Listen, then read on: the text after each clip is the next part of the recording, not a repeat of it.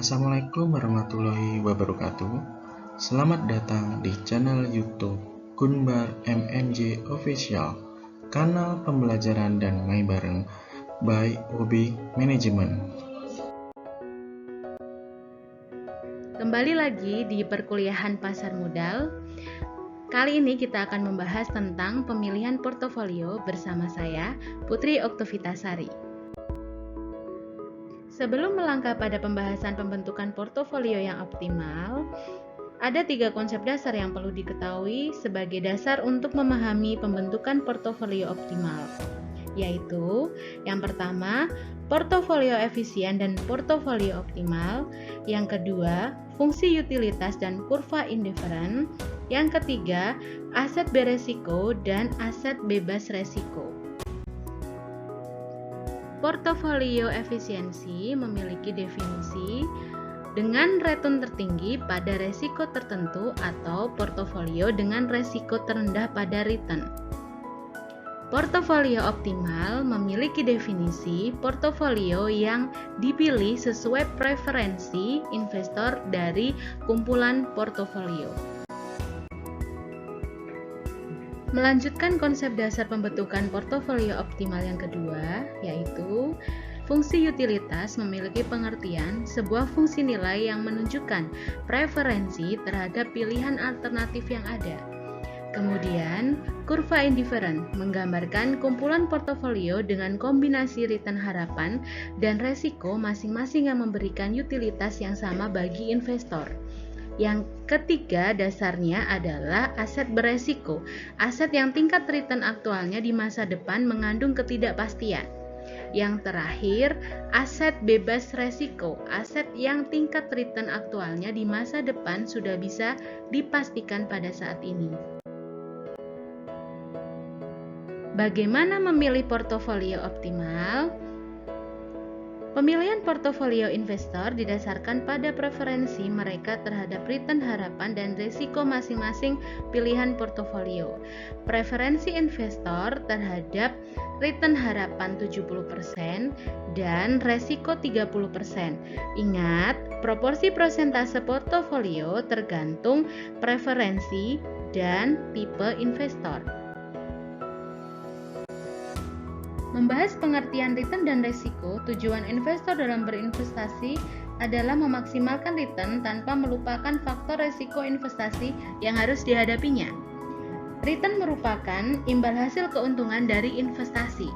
Sumber-sumber return investasi terdiri atas 2 komponen utama, yaitu yield dan capital gain atau loss. Yield adalah dividen, dan capital gain atau loss diperoleh dari selisih keuntungan atau kerugian pada saat memutuskan investasi. Kemudian, resiko dalam berinvestasi ada beberapa, yaitu suku bunga, pasar, inflasi, bisnis, finansial, likuiditas, nilai tukar mata uang, dan resiko negara. Menghitung return harapan bisa dilihat dari rumus di bawah ini ya.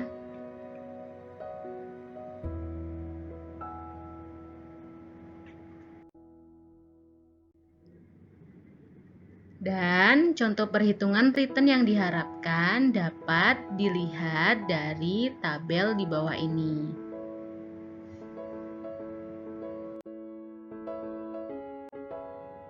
Selain menghitung return harapan, kita juga harus menghitung resiko.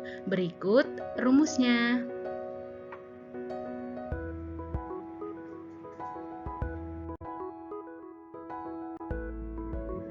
Menghitung resiko bisa dilihat dari varians dan standar deviasi yang bisa dilihat dari tabel-tabel di bawah ini.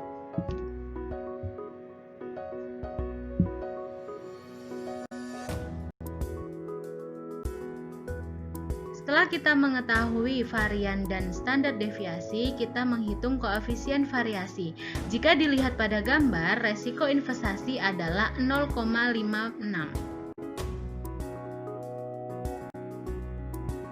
Setelah kita sudah bisa menghitung return harapan dan resiko investasi, kita harus tahu bagaimana caranya mengestimasi return dan resiko portofolio. Mengestimasi return dan resiko portofolio berarti menghitung return yang diharapkan dan resiko suatu aset individual yang dikombinasikan dalam suatu portofolio aset. Keunikannya adalah untuk menghitung resiko suatu portofolio, kita tidak boleh hanya menjumlahkan seluruh resiko aset-aset individual dalam portofolio yang bersangkutan. Berikut rumus menghitung return yang diharapkan dari portofolio.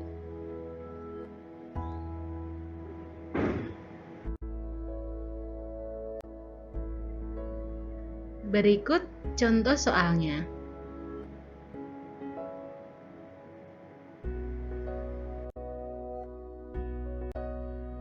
Menghitung resiko dan return dari kedua sekuritas bisa menggunakan perhitungan sebagai berikut. Jangan lupa dilihat buku referensi yang digunakan di perkuliahan pasar modal.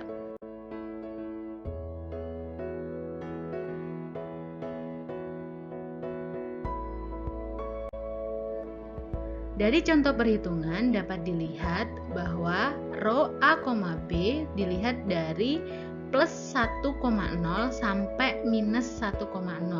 Kemudian double row bisa diartikan resiko, di mana resiko tertinggi pada 45,0% dan resiko terendah 15,0%. Harus diingat bahwa row di sini adalah koefisien korelasi. Kesimpulannya, dalam memilih kelas aset yang optimal harus didasarkan pada 3 aspek. Yang pertama, pembuatan keputusan alokasi aset yang benar, penentuan porsi dana yang akan diinvestasikan pada masing-masing kelas aset, dan pemilihan dari setiap kelas aset yang telah dipilih.